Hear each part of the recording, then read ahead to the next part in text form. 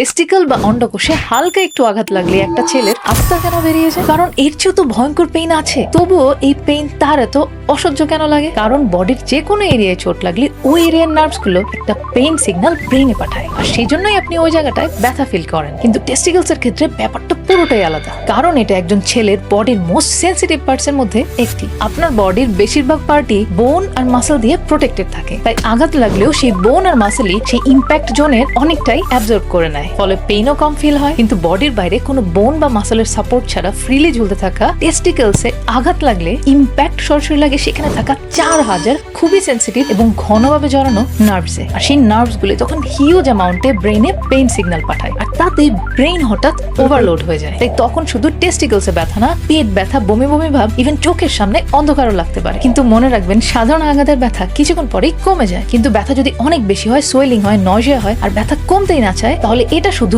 Normal hit না হতে পারে, টেস্টিকুলার টর্শনের মতো এমার্জেন্সি কন্ডিশনও হতে পারে। তবে জানেন, শরীরে এমনও পেইন আছে যে এটার চেয়েও বেশি ভয়ঙ্কর।